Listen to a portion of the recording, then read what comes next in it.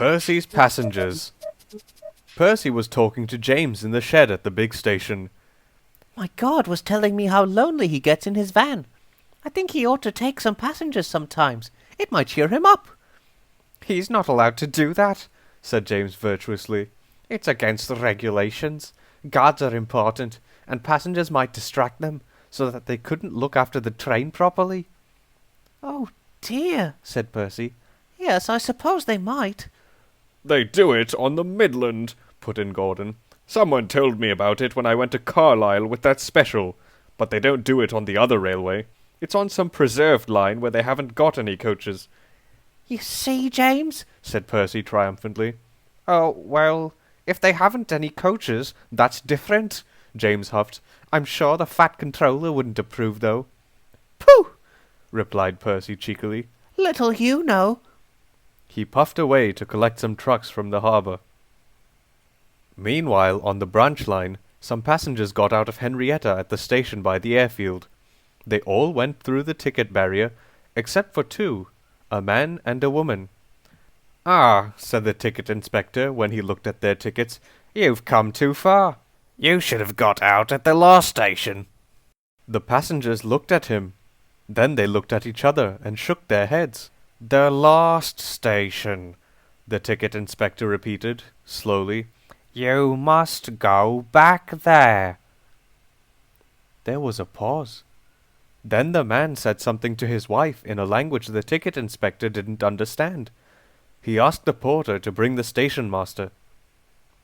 A short time later, Percy came chuntering happily along the branch line with his train of trucks from the harbour. He saw the signal at the station by the airfield was set at danger, and the station master waiting for him on the platform. Oh dear, there must have been an accident, he thought as he stopped. I hope no one's hurt. The station master came over with the two passengers. "I'm giving the guard these two passengers to travel in his van," he told Percy. "They're foreigners who came too far on Toby's train by mistake. Will you stop at the station by the river and let them off, please?" Percy was confused.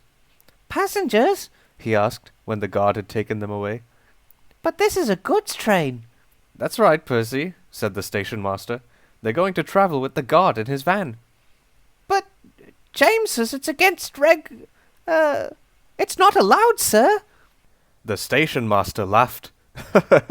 "James is right, Percy, but I don't think James or the Fat Controller would mind us helping two foreign visitors on our island who can't understand our language, do you?"